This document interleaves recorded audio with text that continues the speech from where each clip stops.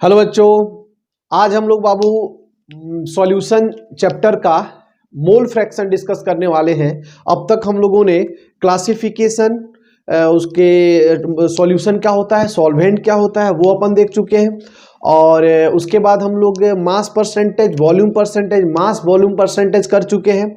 साथ ही साथ उसके कुछ क्वेश्चन भी करे हुए हैं एनसीईआरटी के, जो इंटेक्स क्वेश्चन है 2.1 और 2.2 भी हम लोग सॉल्व करके आपको वीडियो डाल दिया है। आप यूट्यूब पे जा करके देख सकते हैं।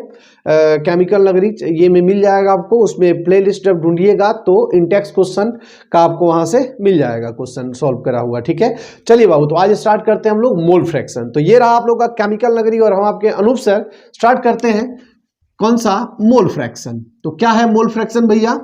Mole fraction, mole fraction, mole fraction नाम ही से पता चल रहा, फ्रैक्शन मतलब रेशियो। एक्चुअली क्या है ना कि सॉल्यूशन कोई होता है, जैसे मान लीजिए एक सॉल्यूशन है, इस सॉल्यूशन में एक कंपोनेंट है और साथ में क्या है, बी कंपोनेंट है बाबू। ठीक है ना, तो इसी के जो फ्रैक्शन होते हैं, मतलब कि दोनों में किसकी कितनी क्वांटिटी है, कितनी क्वांटिटी है। अब क्वांटिटी 100 में होता है, 1000 में होता है, तो ये फ्रैक्शन जो भी निकलता है वो 1 में निकलता है। ठीक है ना, कि मतलब जैसे कि आपके एक क्लास है, उस क्लास में बॉयज एंड गर्ल दोनों प्रेजेंट है। ठीक है ना, अब दोनों में अगर रेशियो फ्रैक्शन पूछे तो वो फ्रैक्शन पॉइंट में आता है। क्यों पॉइंट में आता है? क्योंकि उन सारे संख्याओं को हम एक मान लेते हैं, 1 मान लेते हैं। ठीक है ना, इसीलिए फ्रैक्शनल वैल्यू होता है वो, और फ्रैक्शनल वैल्यू 1 से हमेशा लेस रहता है। मैक्सिमम 1 होगा, कम जब सामने वाले, मतलब अगर एक लड़का लड़की है तो लड़का पूरी तरह से एब्सेंट हो जाए तो फिर वहां पे मोल फ्रैक्शन, अगर हम फ्रैक्शन की वैल्यू लड़की की बात करेंगे तो 1 आएगा। ठीक है जी, चलिए स्टार्ट करते हैं बाबू मोल फ्रैक्शन। तो बहुत ही सिंपल है। क्या कहने का मतलब मेरा है बाबू कि आप लोग मोल फ्रैक्शन के लिए हम ये दो कंपोनेंट ले लेते हैं, ए और बी। इसके लिए सबसे पहले हम क्या निकालेंगे बाबू, मोल। तो मोल ऑफ ए को आप रिप्रेजेंट कर सकते हैं Na से, और मोल ऑफ बी को, मोल ऑफ बी को रिप्रेजेंट कर सकते हैं Nb से। Is that clear? Na से और Nb से। अगर इसका मोल फ्रैक्शन निकालते हैं बाबू हम, तो मोल फ्रैक्शन को अपन मोल फ्रैक्शन, फ्रैक्शन को हम लोग रिप्रेजेंट करते हैं एक्चुअली किससे बाबू, मोल फ्रैक्शन ऑफ ए अगर लिखे तो मोल फ्रैक्शन को एक्स जैसा सिंबल रहता है, लेकिन इसका नाम होता है काई। क्या नाम होता है? काई, याद रखिएगा। एक्स जैसा सिंबल रहता है, कहते हैं इसको काई है।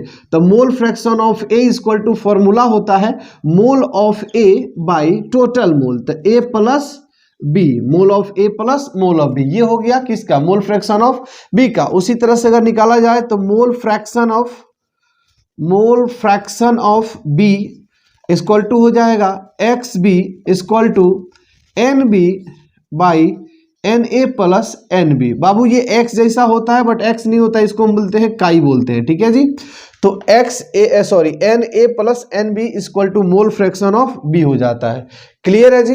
एक चीज और याद रखेंगे बाबू हम लोग, क्या कि एक्स ए और plus X B equal to होता है 1, ये ऑलवेज, ये एकदम सही है। ठीक है जी, आप आराम से एक्सपेरिमेंट भी कर सकते हैं, आप प्रूफ भी कर सकते हैं इस चीज को। जैसे एक्स ए का वैल्यू आप पुट कर ले, देख ले एक्स ए का वैल्यू क्या है, N A by N A plus N B, N A plus N B plus N B का value N B by N A plus N B.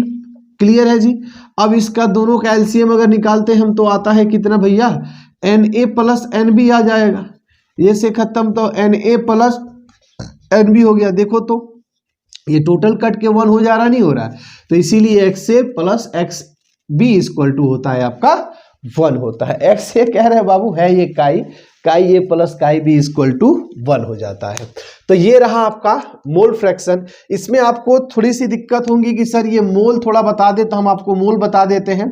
मोल का फॉर्मूला होता है बाबू weight by molar mass, weight by molar mass. तो इस तरह से अगर इसका भी मोल निकालेंगे तो इस फॉर्मूला से हम लोग निकाल लेंगे। हम नेक्स्ट वीडियो में बाबू मिलते हैं और उसमें आपको हम बताएंगे कि मोलर मास कैसे निकालते हैं। तब तक इसको आप लोग देख ले, इसके जो भी इस पे बेसिस क्वेश्चन है उसको आप सॉल्व